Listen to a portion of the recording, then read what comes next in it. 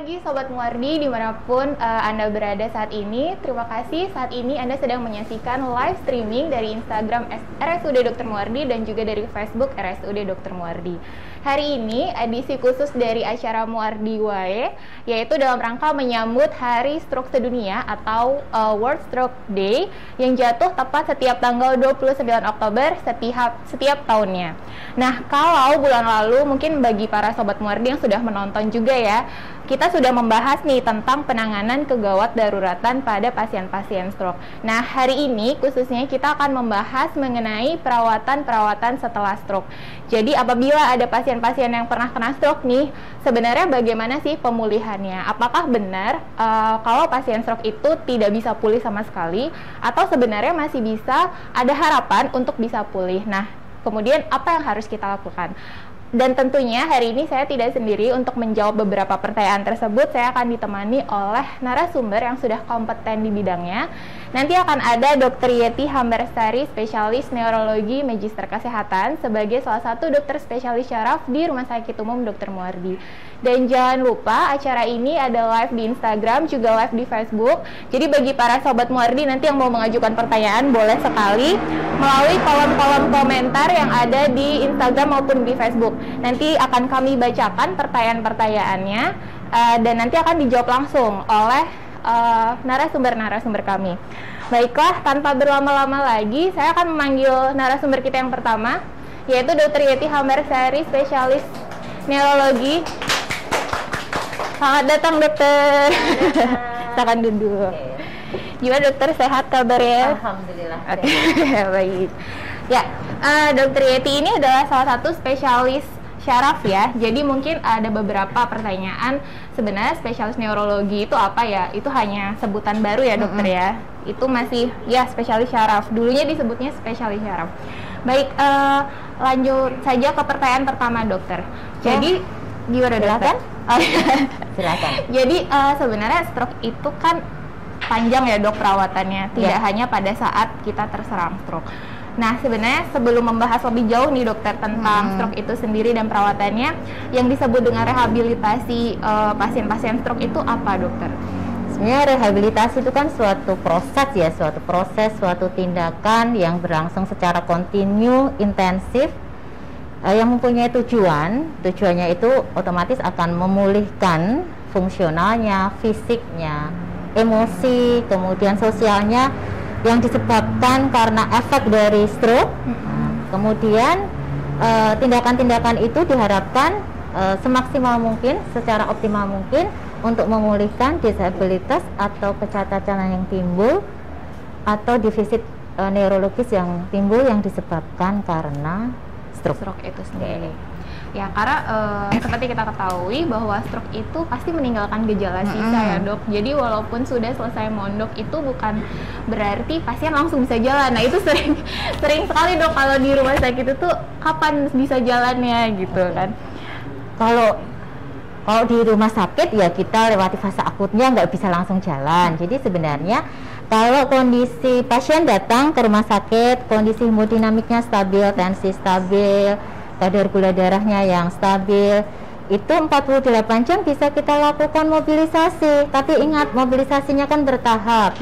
Biasanya 48 jam setelah serangan, mobilisasinya pasif. Jadi roll position, kanan kiri, duduk. Jangan langsung agresif ya. Kalau langsung dilakukan agresif, itu malah memperparah kerusakan di otak, kemudian akan memperberat defisit neurologis atau kecacatan yang timbul. Jadi pelan-pelan, bertahap, roll position, duduk, kemudian melakukan gerakan-gerakan motorik sudah boleh dilakukan. Biasanya kita lakukan 5 hari ya pasca stroke. 5 hari waktu serangan stroke. Dari awal mulai serangan. Iya. Kemudian setelah melewati fase akut, lah itu lebih agresif lagi. Semakin awas, semakin cepat. Untuk mobilisasinya pada pasien pasca stroke dengan latihan-latihan, pemulihannya insya Allah juga akan optimal. Oke. Jadi memang kata kuncinya tadi bertahap ya dok, salah satunya yaitu bahwa pasien stroke itu tidak bisa begitu pulang langsung bisa jalan, langsung bisa berbicara lancar, pasti semua ada prosesnya. Nah tapi untuk stroke sendiri itu berapa lama dok? Apakah akan selamanya itu menimbulkan kecacatan? Oh tidak, jadi jangan khawatir ya. Menurut penelitian tuh 10% itu malah bisa sembuh sempurna, dalam artian tidak meninggalkan defisit neurologis. Jadi seperti biasa sebelum terkena stroke, jadi tidak ada kecacatan. Kembali seperti semula ya? Iya, cuma ya hampir 45% dia akan mengalami gangguan, 25% dia gangguannya ringan. Misalnya waktu sebelum stroke dia masih bisa berjalan normal, setelah stroke dia bisa berjalan tapi tidak senormal sebelum terkena stroke. 40% dia memang mengalami gangguan sedang sampai berat, kemudian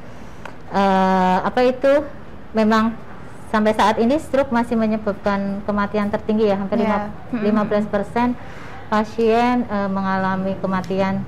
Kemudian tapi 14% dia juga bisa relapse lagi, kambuh lagi terjadinya stroke. Sebenarnya 80% pasien itu bisa melakukan mobilisasi aktif, kemudian 70% dia bisa melakukan pelayanan atau perawatan pribadi. 40% dia bisa mobilisasi sampai keluar, 30% dia bisa bekerja. Jadi sebenarnya jangan khawatir ya pasien-pasien pasca stroke itu, kalau dia semangat, dia melakukan rehabilitasi secara optimal dan tepat, insya Allah bisa. Jadi masih ada harapan nih bagi misalnya ada pasien atau keluarganya mungkin ada yang pernah terkena stroke ya, walaupun stroke itu sekarang menjadi salah satu penyumbang tertinggi untuk disabilitas ya dokter ya. Jadi memang gejala sisa stroke itu banyak sekali dan ya bisa menimbulkan kecacatan salah satunya, tapi itu tidak semua, masih bisa ada yang pulih sempurna seperti sebelumnya gitu, asal rehabilitasinya dilakukan secara rutin. Baik dokter, kemudian untuk pasien-pasien stroke sendiri, berapa lama biasanya pemulihan stroke itu? Apakah seumur hidup atau ada jangka waktunya dokter? Sebenarnya kalau latihan itu seumur hidup pasti. Cuma kan kita manfaatkan ya sesuai teori, pemulihan secara optimal, secara maksimal agar didapatkan peningkatan dari fungsionalnya, motoriknya, fungsi bahasa, fungsi bicaranya, itu memang ada jangka waktunya, 0 sampai dari onset sampai ke 6 bulan lah. Selama 6 bulan ini kita optimalkan untuk rehabilitasinya, karena akan perbaikan dari fungsi-fungsi tadi akan terjadi optimal. Setelah 6 bulan ya memang masih ada perbaikan, tapi tidak seoptimal pada jangka waktu 0 sampai 6 bulan tersebut. Jadi memang kalau untuk latihan rehabilitasi ya kalau masih ada defisit neurologisnya, ada disabilitasnya ya harus seumur hidupnya, kecuali kalau recovery sempurna ya. Baik. Sepertinya pada antusias ini untuk ikut live streaming hari ini. Ini sudah ada pertanyaan dari Instagram ya dokter, kita bacakan dulu dari @_ias. Dok, untuk pemeriksaan fisioterapi yang bisa dilakukan di rumah setelah terjadi stroke yang mengalami gangguan keseimbangan jalan itu apa dokter? Mungkin bisa dijelaskan sedikit.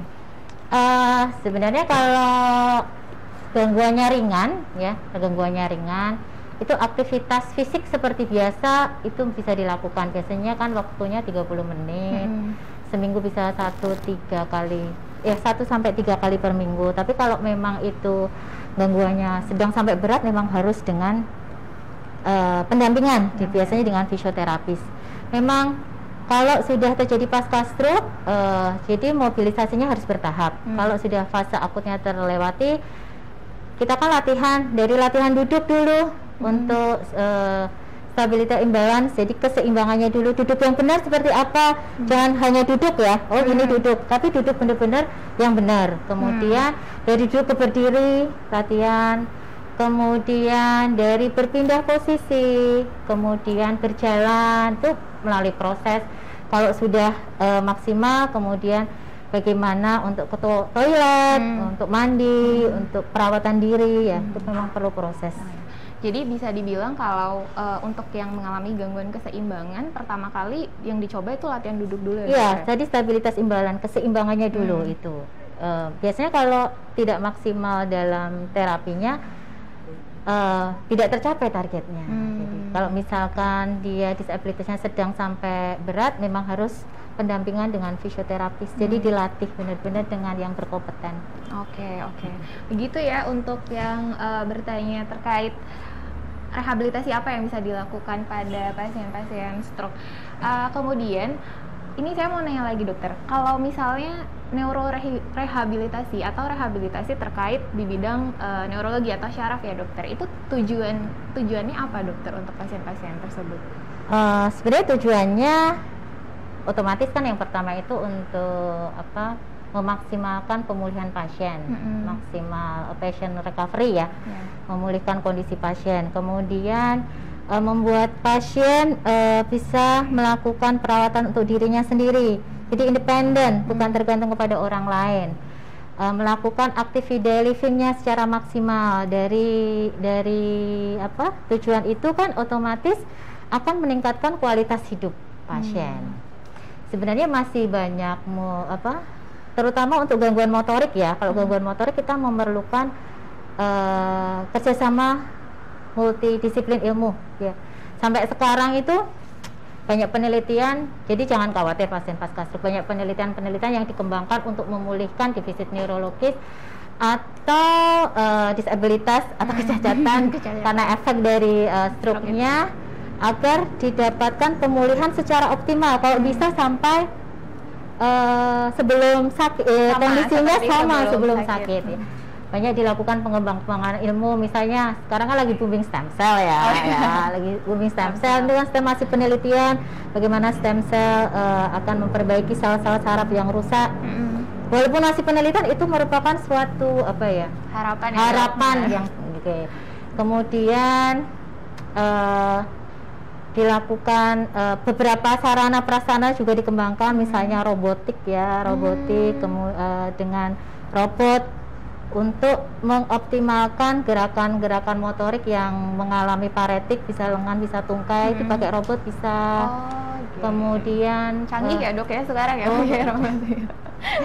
Kemudian bisa, sekarang kan juga ada VR, virtual reality, dengan komputer kita bisa melihat layar, kemudian kita melakukan aktivitas sesuai yang ada di layar TV atau komputer ya, melakukan gerakan-gerakan untuk melatih motoriknya. Memang itu memerlukan kerjasama dari interdisiplin ilmu ya, tidak hanya satu bidang aja, misalnya saraf tidak bisa. Jadi ditambah lagi itu kan kalau yang sekarang itu meningkatkan fungsional motorik ya, klinik rehabilitasi tetap dilakukan, melakukan gerakan-gerakan motorik untuk menaikkan fungsional. Ada alat-alat non invasif yang ada di sini. Di Muardi ada dokter. Apa itu dok? TMS tuh, transcranial magnetic stimulating, itu menstimulasi sel-sel otak biar seimbang, memperbaiki saraf-saraf yang ada di otak, memperbaiki sinaptik atau hubungan saraf biar ada perbaikan. Otomatis kalau ada perbaikan di otak ya, defisit neurologisnya juga akan membaik. Insya Allah membaik.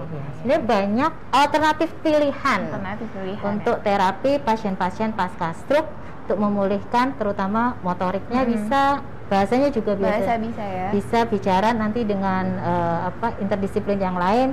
Jadi jangan patah semangat. Yang TMS tuh menarik dokter, tapi sebelumnya saya akan membacakan pertanyaan lagi dari Instagram dari wirawan.barata. Dokter, kenapa pasien stroke itu selalu meninggalkan kecacatan? Kemudian pertanyaan kedua adalah, apakah pasca stroke boleh olahraga pasien-pasiennya? Tadi saya di awal sudah saya sampaikan, tidak semua pasien stroke meninggalkan kecacatan. Jadi pasti ada 10% pasien yang mengalami pemulihan secara sempurna tanpa adanya disabilitas. Jadi tidak, ini kan apakah selalu? Jadi tidak selalu. Tidak selalu ya. Bisa kembali seperti semula. Kemudian sebenarnya kan nanti tingkat keparahan itu juga dipengaruhi salah satunya waktu ya. Semakin cepat penanganannya, semakin cepat penanganannya. Kalau ada keluhan mengarah ke stroke, langsung dibawa ke rumah sakit, penanganannya optimal ya, otomatis defisit neurologis atau disabilitas yang muncul ya kita minimalkan, kan itu bisa juga jadi salah satu alternatif. Salah satunya dari awal itu penanganan yang tepat gitu ya, dokter. Kemudian pertanyaan yang tadi, apakah pasca stroke boleh olahraga, dok? Boleh. Tadi kan kalau yang gangguan minimal kan Justru bisa melakukan disarankan ya, dok, aktivitas ya? fisik. Yeah. 30 menitan seminggu 1-3 kali diperbolehkan. Malah itu join the movement. Join the movement. Let's Tadi, join the move. ya, tadi di videonya sudah Iya. di ini ya, dicantumkan gerakan-gerakan sekecil apapun itu bisa sangat berpengaruh. Dan tadi ya timing dari awal penanganan yang tepat itu akan memperbaiki atau meningkatkan outcome yang baik. Jadi semakin cepat tertangani, semakin baik juga nanti outcome-nya. Nanti mungkin yang bulan lalu kan sudah dibahas itu masalah penanganan kegawat daruratan pada stroke. Mungkin bagi para sobat Muardi yang belum sempat menonton, boleh sekali diulik lagi di Instagramnya atau di YouTube-nya Rumah Sakit Muardi itu untuk kita bisa lebih aware apa saja gejala dan kegawat daruratan pada stroke. Kemudian pertanyaan selanjutnya dari saya ya, dokter ya. Tadi kan dikatakan 80% stroke itu sebenarnya dapat dicegah ya, dokter ya. Nah, faktor-faktor resikonya sendiri dokter untuk pencegahan pasca stroke itu apa saja? Mungkin dari faktor resiko stroke itu sendiri. Sebenarnya kita ketahui ya, dokter Zeva, resiko stroke itu kan ada dua, faktor yang tidak bisa dikendalikan sama faktor yang bisa dikendalikan. Faktor yang tidak bisa kendalikan ya kita memang tidak bisa apa-apa, itu kan dari genetik, jenis kelamin maupun ras, itu kan yang tidak bisa dikendalikan. Kita nggak bisa ngotak-ngatik kalau itu. Tapi ada satu faktor yang bisa dikendalikan, faktor resiko penyebab stroke yang bisa dikendalikan, salah satunya hipertensi, diabetes mellitus, dislipidemia, obesitas, mungkin saya termasuk ya. Obesitas, enggak, dok. Kemudian kebiasaan merokok, minum alkohol, itu juga salah satu faktor penyebab stroke. Jadi untuk mencegah stroke itu yang pertama kita harus tahu faktor resiko yang ada dalam diri kita masing-masing ya, dok ya. Kalau memang ada riwayat hipertensi ya hipertensinya yang ditangani. Misalnya ada gangguan pada hasil labnya, mungkin kolesterol tinggi, ya diubah gaya hidupnya supaya kolesterol. Oke, baik. Ada pertanyaan lagi dari mana nih? Dari Instagram dulu saja ya, dari Dodi Rahmat.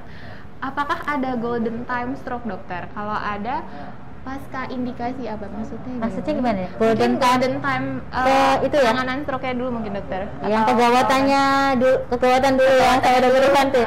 Kita sebenarnya punya golden period untuk stroke ya, biar setelah 3,5 sampai 4 jam, terutama untuk stroke infarct ya, stroke infarct trombotik yang stroke sumbatan, biasanya ada golden periodnya untuk pemberian trombolisis ya. Kalau tidak ada kontraindikasi pada pemberian trombolisis atau RTPA ya, di Solo ini aja Muardi yang bisa melakukan ya RTPA ya.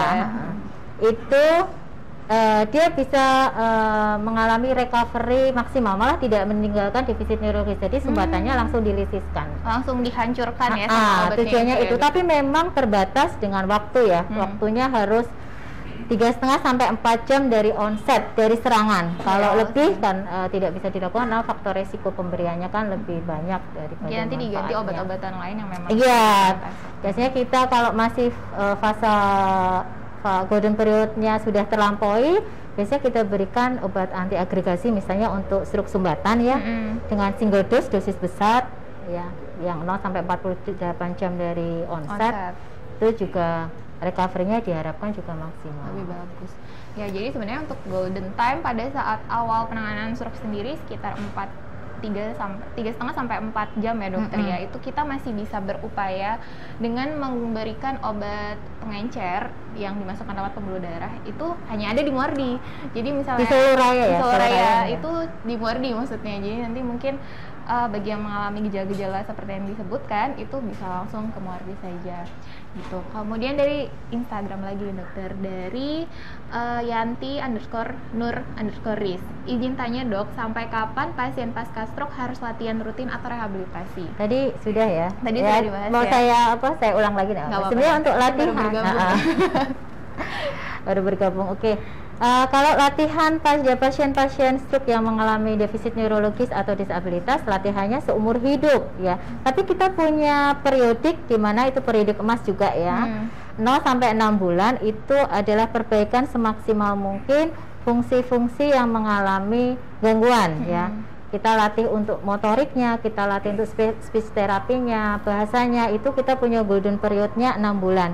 Selama 6 bulan ini recovery-nya biasanya maksimal, jadi pembentukan regenerasi sarafnya bisa maksimal. Kalau sudah melewati fase itu, ya 6 bulan itu memang ada perbaikan, tapi tidak Lebih semaksimal pada 6 bulan pertama. Saya ada sering pertanyaan dari pasien-pasien juga dokter. Jadi ada pasien yang dirawat itu hanya 5 hari atau 7 hari sudah boleh pulang. Ada yang sampai 2 minggu, ada yang sampai 3 minggu bahkan. Nah, sebenarnya apa yang membedakan faktor-faktor tersebut? Kenapa ada pasien yang bisa dirawatnya cepat, ada yang sampai lama sekali baru boleh dipulangkan dari rumah sakit? Sebenarnya kalau memulangkan pasien kan kita juga melihat, yang pertama kita memulangkan pasien stroke, kita melihat etiologinya apa, penyebabnya apa. Kalau penyebabnya sumbatan, biasanya kan fase akutnya 7 hari ya. Kalau itu stroke-nya hemoragik, fase akutnya 14 hari. Itu pun kita lihat kondisinya hemodinamiknya stabil, kemudian pasien sadar penuh, tidak ada masalah, ya biasanya kita pulangkan sesuai fase akutnya. Tapi kalau ada komplikasi-komplikasi, sebenarnya kan kalau ada perawatan di rumah sakit jangan sampai terjadi komplikasi ya. Tapi kan kita nggak tahu ya kondisi setiap pasien beda, terutama pasien stroke yang kondisinya parah dengan penurunan kesadaran itu lebih kompleks. Itu biasanya memang perawatannya butuh lebih panjang. Ya. Jadi sebenarnya tergantung dari stroke apa dulu yang terkena pada pasiennya dan kondisi pasiennya itu sendiri. Kalau sudah terkena komplikasi, misalnya radang paru-paru, otomatis lebih ya. Kemudian jangan sampai ya, bisa ada ulkus di gupi itu sih juga butuh waktu. Jadi jangan, kalau bisa perawatan di rumah sakit, komplikasi sekundernya jangan sampai muncul. Kita optimalkan perawatannya. Kemudian dokter, pertanyaan dari saya dulu ya dokter. Kira-kira faktor apa saja dokter yang mempengaruhi dari proses rehabilitasi pasien-pasien stroke sendiri? Sebenarnya banyak ya yang mempengaruhi keparahan ya. Keparahan usia gitu berpengaruh. Bisa. Semakin luas kerusakannya, biasanya otomatis kan tingkat keparahan atau kecacatan atau disabilitas atau defisit neurologis yang timbul kan juga akan semakin berat. Usia, biasanya kalau usianya muda memang perbaikannya lebih bagus daripada usia tua. Kemudian intensitas rehabilitasinya semakin intens, perbaikan juga semakin bagus.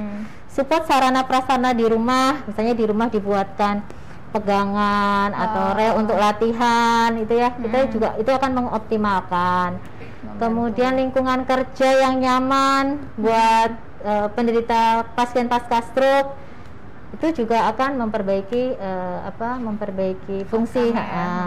Yang penting support keluarga secara psikologis ya, support keluarga, teman dekat itu sangat penting sekali. Kadang kita melupakan, kita semuanya diserahkan ke tenaga kesehatan, tapi pada support keluarga itu sangat penting.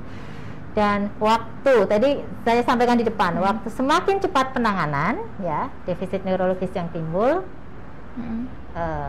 semakin baik, semakin minimal. Kalau bisa kan malah tidak terjadi defisit neurologis.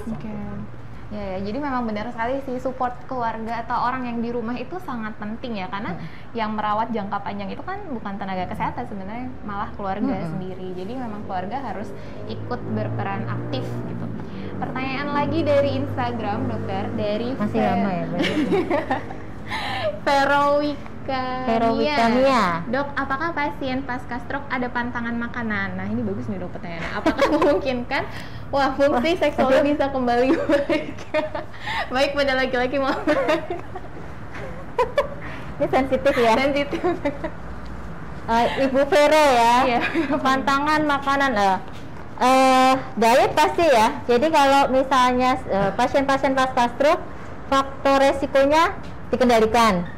Mengubah pola hidup, olahraga teratur, kemudian mengubah pola makan ya, otomatis kan ini penanganan tadi mana pertanyaannya hilang ya. Pertanyaannya tadi yang pertama itu ada pantangan makanan tidak? Oh iya, sesuai itu ya, kan disesuaikan. Kalau misalkan kita ada riwayat hipertensi ya diet rendah garam, ada diabetes mellitus diet rendah gula, ada dislipidemia diet rendah kolesterol dan gitu ya, dan merubah pola makan lah. Otomatis mengubah pola makan itu akan mencegah obesitas juga salah satu faktor resikonya untuk stroke. Kemudian untuk yang disfungsi ya, Tergantung letak sumbatannya di area mana. Oh gitu, Ya ya tergantung kan?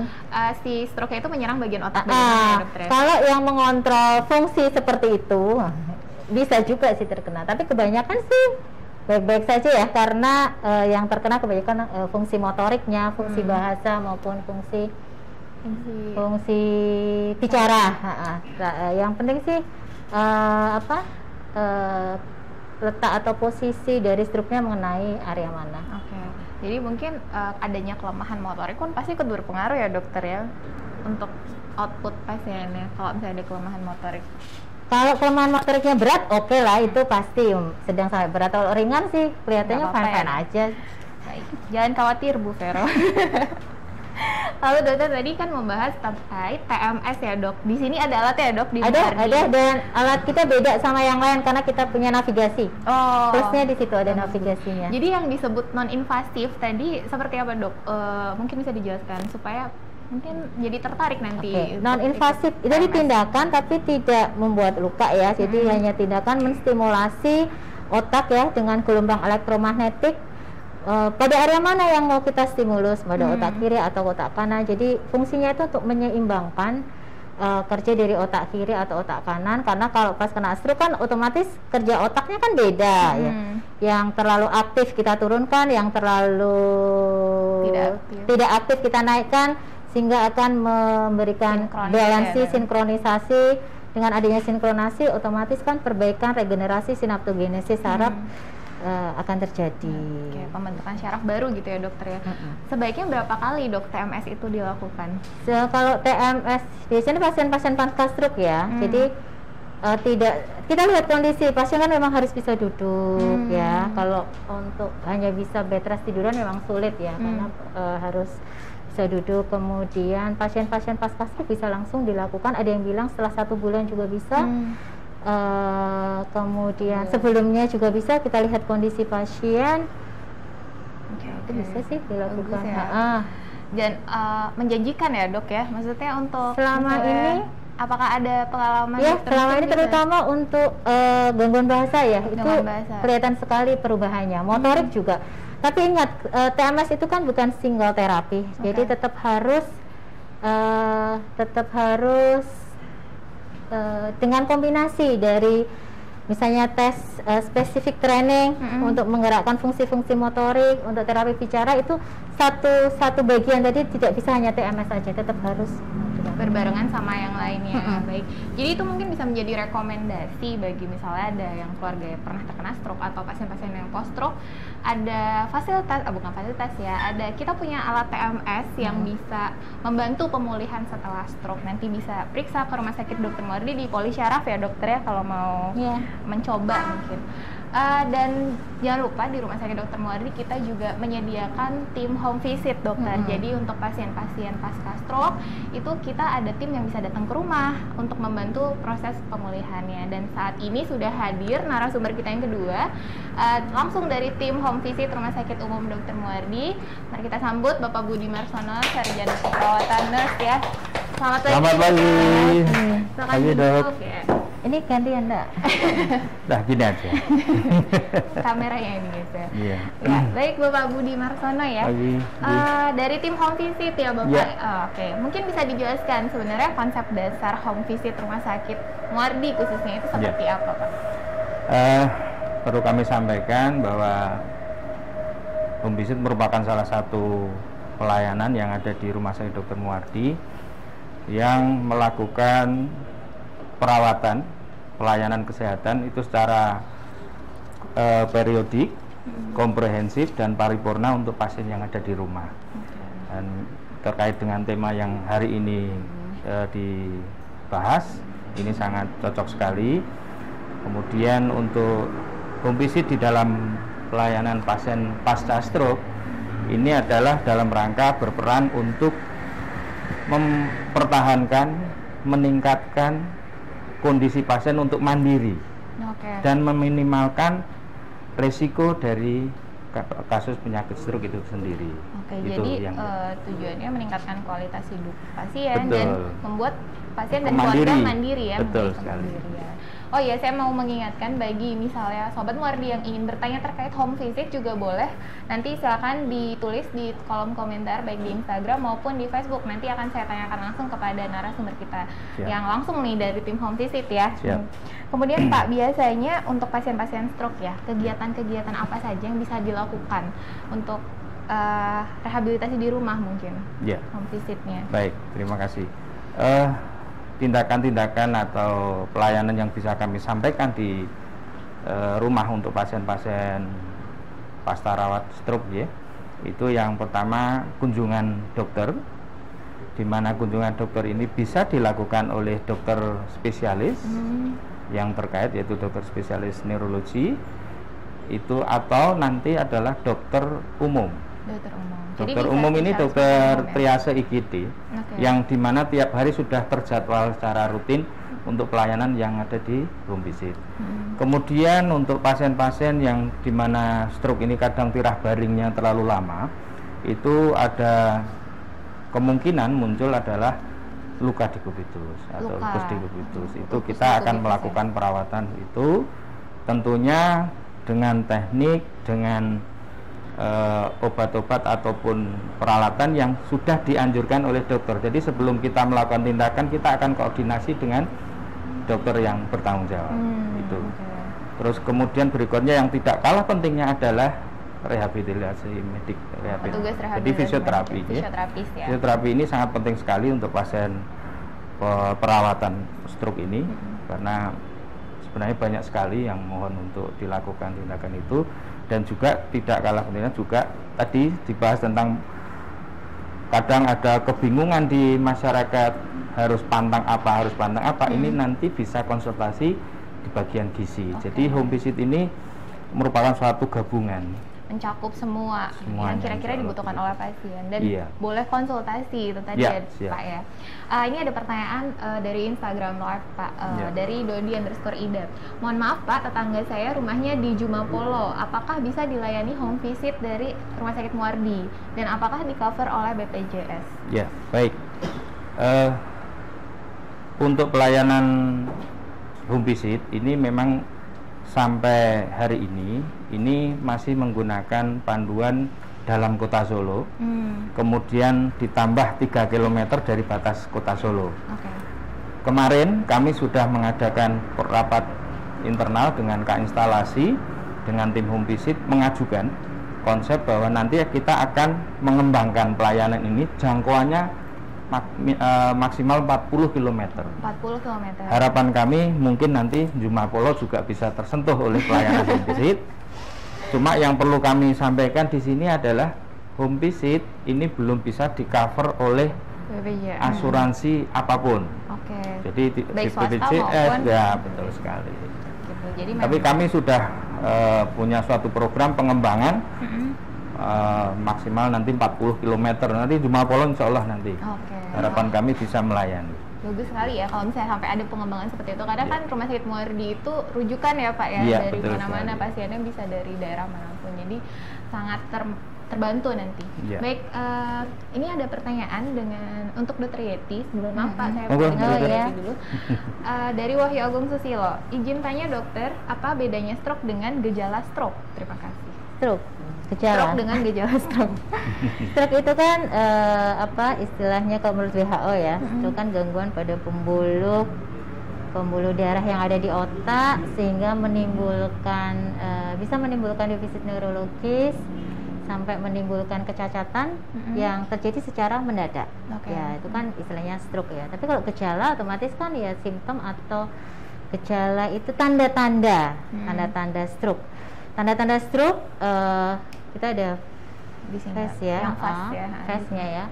Mulut merot, kemudian ada kelemahan separuh anggota gerak, kemudian ada pelo, itu salah satu tanda adanya stroke. Sebenarnya banyak tanda, tapi yang perlu diingat untuk masyarakat, apabila anggota keluarga atau diri sendiri ya ada gejala mulut merot, kemudian kelemahan separuh anggota gerak, kemudian pelo, segeralah ke rumah sakit terdekat.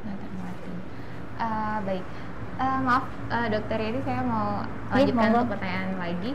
Maaf, Dari Kang Triono, maaf ya dokter, bagaimana cara penanganan pasien pasca stroke di rumah dengan kesulitan BAB 5 hari sampai seminggu belum BAB? Kalau di rumah sakit kan dikasih obat dari bawah, bagaimana dokter? Oh jadi mungkin kalau di rumah misalnya belum bisa BAB itu kira-kira bagaimana dokter? Ini siapa? Ini saya ya? Iya dokter. Mungkin kalau Pak Budi ada masukan juga enggak apa-apa. Dilihat dulu ya. Monggo dokter. Iya. Karena ini terkait Tadi terapi juga. ditambahin untuk yang home care-nya ya Pak ya. Betul. Dilihat dulu, dia kesulitan BAB gimana? Ternyata asupannya kurang. Ya. Oke. Kalau asupannya kurang ya otomatis tuh juga dia akan sulit BAB. Dilihat dulu. Kemudian lihat asupannya banyak serat tidak. Jadi jangan langsung mengecat, nggak bisa BAB langsung kasih obat. Ya jangan. Jadi dilihat kasusnya. Mobilisasinya juga. Iya, mobilisasinya betul, juga mobilisasi. menentukan juga. Betul Pak. Ya. Gitu ya. Jadi kalau misalnya masuk aja enggak ada, gimana mau BAB? Iya. Oke, tapi kalau obat-obatan ada yang bisa disarankan gitu dokter atau harus dengan resep dokter nanti? Oke, misalkan selama bisa ditangani tanpa resep dokter ya kita tangani tanpa resep dokter tadi seperti yang mobilisasinya harus maksimal ya Pak ya. Betul sekali. Asupannya udah belum asupannya optimal, banyak serat enggak, airnya betul ya sekali. Dilihat juga. Kalau misalnya ternyata itu sudah maksudnya nggak ada masalah, baru bisa diberikan. Memang lebih aman sih yang duklap dari ya. dubur itu ya dok ya, daripada yang oral, daripada yang diminum karena kerjanya kan lokal. Baik, pertanyaan saya untuk Pak Budi Marsono. Biasanya sebagai tim home visit Pak, apa yang harus diperhatikan pada pasien-pasien home care dengan riwayat stroke sebelumnya? Jadi pelaksanaan untuk home care atau home visit ini, kunjungan ke rumah itu sebelum kita melakukan tindakan kita akan melihat dulu resumenya, resume pasien, riwayatnya seperti itu. Kemudian mungkin ada terapi apa dan lain sebagainya. Terus programnya itu biasanya akan kita lihat programnya apa. Nah ini nanti akan kita sesuaikan dengan program dari medis sehingga nanti pada waktu setelah kita melakukan tindakan pun akan kita koordinasikan lagi kepada dokter DPJP-nya. Dok, sudah kita lakukan hal demikian, bagaimana dok nanti seperti itu. Gitu. Dan perkembangan ini nanti kita catat dan kita akan laporkan kondisi yang terakhir seperti apa. Yang penting bagi kami sebenarnya adalah sejauh mana kita ini melibatkan keluarga untuk bisa merawat pasien stroke ini. Jadi bukan kok hanya istilahnya melihat saja, tapi bagaimana kita ajak beliau berinteraksi dengan pasien itu, sehingga apa? Pasien itu merasa tenang, aman, nyaman. Ternyata keluarga juga memperhatikan. Jadi tidak hanya mengandalkan tim home visit atau tim kesehatan yang lain. Kemudian jadi peran keluarga ini juga sangat penting untuk meningkatkan kemandirian pasien tersebut. Peran keluarga ya. Dan nanti misalnya keluarga mau belajar nih Pak, kan tadi salah satu tujuannya meningkatkan kemandirian untuk keluarganya juga ya. Itu dari tim home visit sudah siap pasti ya untuk mengajari untuk keluarganya bagaimana cara memandikan, bagaimana cara, karena biasanya kan yang pulang misalnya pasien riwayat lama tidak sadar kan masih pasang selang makan gitu. Kadang kan takut nih keluarga yang mau nyuapin gitu. Nanti ada tim yang bertugas mengajari pasti ya Pak ya? Jadi nanti gini, kita melihat kalau misalkan pasien itu terpasang alat-alat kesehatan seperti sonde, kemudian kateter, ini akan kita lihat dulu pemasangan terakhir kapan. Nah kemudian nanti setelah kita lihat, nanti akan kita edukasi kapan penggantiannya, penggantian alat tersebut. Karena bahan itu juga menentukan waktu penggantiannya. Ada yang 2 minggu sekali, ada yang mungkin 1 bulan atau 3 bulan sekali untuk diganti. Nah ini tentunya nanti kita akan edukasikan pada keluarga. Itu. Kembali lagi ke pertanyaan dari Instagram. Ini dari @rpratiwi_madi_putri. Assalamualaikum warahmatullahi wabarakatuh. Waalaikumsalam. Ini mungkin tidak ada spesifik ditujukan ke siapa, tapi mungkin bisa dijawab oleh dua narasumber langsung. Kapan pasien-pasien pasca stroke dikonsulkan ke bagian rehab medik? Apakah ada perbedaan antara hemoragik dan non hemoragik mungkin maksudnya ya? Apakah ada perbedaan antara hemoragik dan non hemoragik atau perdarahan dan sumbatan? Perdarahan dan sumbatan. Sebenarnya kalau pasien rehabnya. Jadi kan di awal sudah yang penting melewati fase akutnya. Kalau sumbatan 7 hari, kalau perdarahan 14 hari tanpa ada komplikasi ya, itu biasanya kan pasien langsung kita konsulkan ke rehabilitasi medik, terutama pada pasien yang mengalami disabilitas motorik, kemudian gangguan bahasa, gangguan bicara. Walaupun pasien yang fase akut pun di ruangan tetap kita konsulkan ke bagian rehabilitasi medik juga. Langsung kita konsulkan untuk misalnya mobilisasi bertahap dari mobilisasi pasif ke aktif, untuk menghindari, misalnya kalau mobilisasi pasif kan menghindari ulkusnya ya. Terus yang penting bertahap ya, adanya mobilisasinya. Biasanya kita langsung konsul ke rehabilitasi medik karena kita memang perlu kerjasama dengan bagian lain, tidak bisa sendiri ya Pak ya. Betul sekali.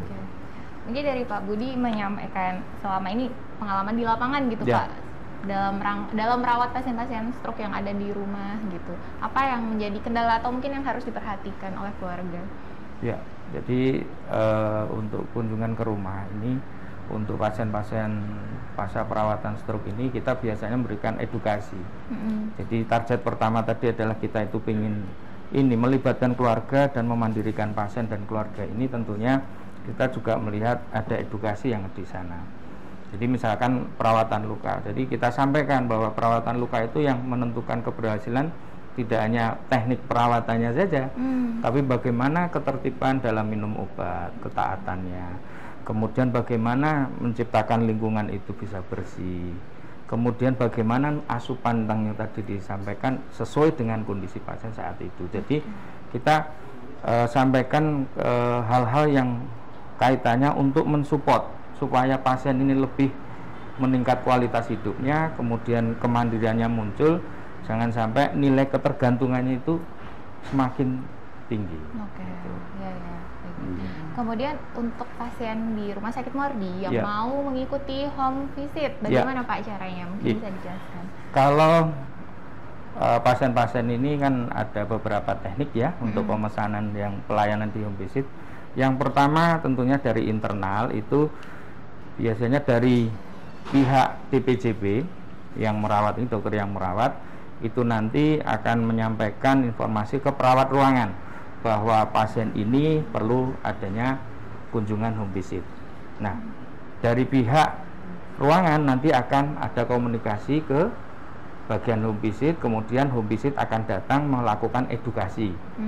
Sebelum pulang itu ya? Sebelum pulang. Jadi nanti kita lakukan edukasi, mulai dari teknik bagaimana cara kami akan ke sana, kapan ke sana, tarifnya, itu nanti kita akan edukasikan kepada keluarga dan pasien.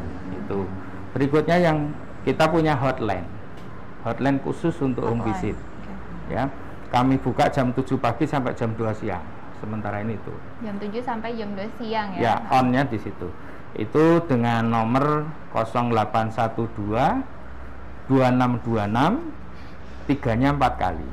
0812 Enak sekali. 2626 mudah menghafal itu. 3 kali. Iya, 0812 2626 3-nya 4 kali. 3-4 kali. Iya, atau menghubungi rumah sakit via telepon dari luar, itu nanti bisa ke nomor extension 621. 621. Iya, di ruangan kami ada pesawat telepon yang bisa dihubungi via itu telepon. Nah, boleh dicatat itu nomor hotline-nya. Monggo. 0812 2626 3-4 kali Pak. Ya. Ini telepon atau WA? Boleh. Ini WA ada. Jadi WA itu Android ya, Android jadi bisa. Iya. Jadi via WA pun tidak masalah ya Pak ya? Tidak masalah, monggo, silahkan. Mau telepon, mau WA, udah bisa semuanya. Iya. Baik, ini ada pertanyaan lagi dari Tuti_TN. Mohon info karena di masa pandemi ini Rumah Sakit Muardi untuk merawat pasien COVID. Maka untuk menjamin petugas aman untuk melakukan home visit seperti apa ya agar kami pengguna layanan percaya? Mungkin monggo Pak Budi. Terima kasih. Untuk pelayanan home visit ini sebenarnya adalah pelayanan yang pasien-pasien stabil, bukan sesuatu yang emergensi. Kalau untuk selama COVID ini kami menggunakan APD yang sederhana, artinya bukan sesuatu yang seperti yang di ruang yang intensif ya, hazmat dan lain sebagainya. APD level 3 jadi mulai dari atas kita lengkapi, mulai dari topi, kemudian kita pakai face shield, pakai masker, kemudian kita pakai baju. Pada waktu nanti kita perawatan luka pun nanti kita masih ditambah apron. ya kita pakai apron plastik itu, sehingga segala sesuatunya kita melihat kondisi untuk pemakaian APD-nya itu. Selama pandemi seperti itu. Jadi tetap dengan APD ya Pak ya? Ya. Gitu. Walaupun bukan APD level 3 yang seperti di ruang isolasi seperti menggunakan hazmat, itu memang hanya dipakai di ruang isolasi gitu. Tapi yang pasti sudah dengan APD dan protokol kita sesuaikan, kesehatan. kita sesuaikan kondisi pasien nanti. Karena pada saat kita dapat order, kita biasanya ada komunikasi kondisi pasien seperti apa. Sehingga APD pun akan kita sesuaikan. Ini ada pertanyaan selanjutnya dari Instagram, ada Niawati _rohaniah. Dokter, maaf mau bertanya, boleh tidak pasien stroke dipasang infus di rumah dengan pemantauan berkala perawat atau dokter yang terdekat? Sebenarnya boleh tidak dok dengan pemasangan infus ini sendiri? Sebenarnya infus itu kan juga suatu tindakan ya, pasti ada resikonya ya Pak ya. Ya, betul. Pasti ada resikonya dengan memberikan infus karena itu adalah tindakan. Seharusnya tetap yang mengontrol adalah petugas kesehatan, para medis minimal dengan penanggung jawab DPJP ya Pak ya. Betul sekali. Memang kalau infus kalau disarankan ya jangan di rumah, tapi di rumah sakit. Di rumah Betul sakit. sekali. Walaupun Ya. ada dokter terdekat juga sebaiknya Kan tidak bisa memantau disarankan. 24 jam. Kalau di rumah sakit kan dipantau 24 jam. Hati-hati, tidak infus itu kan juga memberikan efek samping. Iya, apalagi ini pasien dengan stroke, kemudian mungkin ada riwayat penyakit yang lain. Iya. Ya itu. Memang di home visit juga begitu. Kami banyak permintaan untuk pemasangan infus di rumah. Tapi di kami saat ini baru punya kewenangan untuk memasangnya saja. Tapi sehingga nanti sebelum kita melakukan pemasangan itu ada edukasi. Ada syaratnya. Yang pertama harus ada dokter penanggung jawab. Kalau memang ada dokter penanggung jawab, kemudian berikutnya karena kita hanya sebatas memasang, ini nanti harus ada perawat yang bertanggung jawab di rumah. Siapa? 24 jam ya. Yang memang tinggal di situ Iya. ya Pak ya, bukan yang hanya di Karena dekat rumah. non sewu nanti kalau pada waktu di luar jam kerja, ini otomatis pemantauannya juga harus betul-betul tepat karena ini pasien stroke sekali lagi itu kan. Sehingga ini harus ada persyaratan yang harus dipenuhi untuk melakukan itu, dan saat ini pun untuk home visit belum ya Pak ya. Boleh ya. Karena harus pemantauan. Iya, yang harus semuanya intensif. harus betul-betul fake. Ya. Iya. Tidak disarankan ya untuk pemasangan infus yang kontinu di rumah gitu ya. Ya. harus diawasi. Harus awasi. Semua dilakukan diawasi. Iya. Baik, ada pertanyaan untuk Dr. Yeti dari Instagram, itu dari Sayur. Izin bertanya dokter, bagaimana tata laksana yang harus diberikan jika pasien beberapa bulan pasca stroke mengalami kejang? Kejang Maksudnya gimana post nih? stroke. Jadi mungkin pasiennya sudah pernah ada riwayat stroke, terus tiba-tiba di rumah kejang nih dok. Bagaimana yang harus dilakukan? Kejang pasca stroke ya ini Ya. ya, bukan kejang karena faktor lain ya, kejang karena penyebabnya stroke. Biasanya kalau ini kan kejang penyebab stroke, kita lihat dulu kejangnya berapa kali sih. Kalau cuma sekali ya kita observasi dulu aja, tidak langsung dilakukan pemberian obat ya. Kecuali kalau lebih dari 2 kali kejang, selama kejang itu lebih dari 24 jam, baru kita boleh memberikan obat anti kejang. Ya. Itu pun pemberian anti kejang yang memberikan juga harus dokter yang berkompeten karena ini dengan pengawasan. Betul. Itu toh? Gitu. Ya. Yes. Jadi itu ya jawabannya untuk penanganan kejang pada pasien post stroke. Jadi tidak selalu langsung diberikan obat anti epilepsi seperti atau obat anti kejang. Jadi mungkin untuk penanganan awalnya saja, tapi selanjutnya tetap harus diobservasi apakah ada kejang lanjutan atau tidak. Kemudian ini ada pertanyaan lagi untuk Dr. Yeti dari Ririn. Dok, stroke sebelah kiri, tinggi kolesterol dan tinggi asam urat dan sudah sembuh sekarang. Untuk pencegahan selanjutnya bagaimana? Jadi mungkin pencegahan pada pasien yang sudah pernah terkena stroke dan memiliki riwayat dislipidemi, kolesterol tinggi sama asam urat. Oke. Jadi Jadi ini ada kan bisa berulang ya dok ya? Ini faktor resikonya dengan kolesterol tinggi ya dan hiperuremik ya mungkin dari saudara Ririn. Bagus, sudah terkontrol ya. Mungkin mengontrol faktor resiko. Tadi mengontrol faktor resiko itu yang pertama dengan mengubah gaya hidup, rutin olahraga, biar tidak berulang stroke-nya. Rutin olahraga, join the movement, let's go the mall. Kemudian mengubah pola makan, udah bagus. Insya Allah kalau normal itu kan pola makannya udah benar-benar diatur. Kalau misalnya dengan pola makan belum maksimal, biasanya kita berikan obat-obatan untuk mengurangi kolesterol apa? Derajat tingginya kolesterol sama asam uratnya Iya. gitu. Jangan sampai stroke akan terulang kembali. Kalau terulang kembali biasanya keluhannya Lebih akan lebih berat berat. daripada Betul. yang pertama. Lebih sulit nanti Terus sulit recovery-nya. penanganannya juga. Iya. Oh ya Pak Budi Marsono, untuk fasilitas home visit ini ada petugas gizinya tidak ya yang Iya. ikut dalam? Jadi kami sebenarnya ada di SK itu sebenarnya sudah jelas ada bahwa di situ ada dokter neurologinya, psikiaternya juga ada, Psikiater juga ada. timnya home visit sendiri ada, kemudian rehab medik dan dari gizi itu sudah ada. Sehingga nanti monggo kalau yang pengen konsultasi gizi mungkin katakanlah misalkan harus di rumah pun nanti kita akan fasilitasi kita dengan tim gizi ke rumah untuk mengadakan edukasi terutama ya.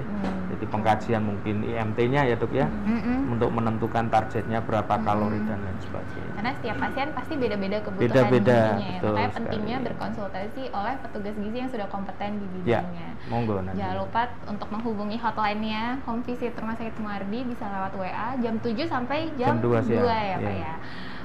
Baik Pak, untuk pertanyaan terakhir nih untuk Pak Budi Marsono. Iya. Biasanya kan pasien stroke itu kan banyak sekali komplikasinya ya Pak Iya. ya. Nah, bagaimana perawatan untuk komplikasi-komplikasi tersebut untuk home visitnya sendiri? Untuk perawatan pasien-pasien yang komplikasi ini tentunya kita tadi dari awal kita sebelum action istilahnya kita belum kerja itu kita harus melihat dulu bagaimana riwayat pasien tersebut. Terus kemudian di start planningnya mau apa seperti itu. Nah ini nanti pada waktu kita kunjungan seandainya kita menemukan sesuatu hal yang baru karena kita punya kebetulan ketua kami adalah juga seorang dokter, kita akan konsultasikan di sana. Ini seperti apa? Kemudian nanti advice dari dokter tersebut akan kita sampaikan pada keluarga bagaimana untuk ditindaklanjuti. Oke, jadi tentunya. tetap nanti akan dikonsultasikan. Tetap karena kita punya penanggung jawab. dokter ya ketuanya kebetulan dokter Tika dari Ya. Dan penyakit itu dalam. dokter spesialis ya Pak Spesialis, ya. Jadi mungkin betul. tidak Iya. perlu khawatir bagi para sobat Muardi yang misalnya ingin melakukan home visit, semuanya terkontrol oleh pantauan dokter Iya. yang merawat pasien tersebut baik spesialis maupun dokter umumnya. Iya. Baik, mungkin pertanyaan terakhir untuk Dokter Yeti ya. Dari Instagram Live ada dari Ari_Tasrif. Dok, kalau stroke usia muda sama tua apa ada beda untuk perawatan pasca stroke-nya? Sebenarnya enggak ada perbedaan ya, Tidak. sama aja. Cuma kan kita lihat per kasusnya. Ya. Apakah defisit neurologis atau disabilitasnya ringan, sedang, berat kan beda perlakuan. Cuma memang outcome-nya atau pemulihannya memang beda. Kalau pada usia muda mungkin kan sel-sel otaknya regenerasinya lebih cepat. Jadi pemulihannya lebih bagus pada usia muda dibandingkan usia tua. Untuk outcome-nya aja sih, tapi kalau untuk perlakuannya sama. Sama. Tergantung. Oke. Mungkin ada pesan terakhir sebelum kita menutup acara Muardi Waya pada hari ini dari Dokter Yeti dulu. Oke, Mungkin saya yang dulu ya. pertama. Walaupun masa pandemi ya, kalau anggota keluarga, tetangga siapapun yang mengalami mulut merot, kelemahan separuh anggota gerak, kemudian pelo, segeralah dibawa ke pelayanan kesehatan terdekat, terutama ke rumah sakit ya. Ke rumah sakit Muardi juga bisa dengan fasilitas yang lengkap. Kemudian yang kedua, kalau sudah terkena stroke, perawatan pasca stroke harus dilakukan secara kontinu dan jangan khawatir, banyak sarana prasarana pilihan beberapa terapi untuk membantu pemulihan dari fungsi motorik, fungsi bahasa, fungsi kognitif maupun fungsi bicara. Kemudian yang ketiga, kendalikan faktor risiko. Jangan sampai kalau misalnya sudah terkena stroke, jangan sampai stroke-nya berulang. Kalau belum terkena stroke, jangan sampai terkena stroke. Itu aja sih. Dari Pak Budi Marsono Ya. mungkin ingin Iya, menyampaikan. terima kasih. Mungkin pesan dari kami, monggo bagi keluarga yang menginginkan pelayanan home visit bisa menghubungi hotline kami, dan pesan kami juga yang terkait dengan pendampingan di rumah ini terutama sejauh mana bagaimana kita optimalkan peran keluarga di dalam pendampingan pasien stroke pasca dirawat di rumah sakit. Ini sangat penting sekali karena faktor psikologis itu juga sangat menentukan. Jadi tidak hanya memikirkan hal yang fisiknya saja, tapi secara psikologi ternyata juga punya suatu peranan untuk meningkatkan kemandirian pasien. Gitu sih. Ya. Terima kasih banyak untuk dua narasumber kita hari ini. Kita sangat membuka wawasan terkait perawatan post-stroke.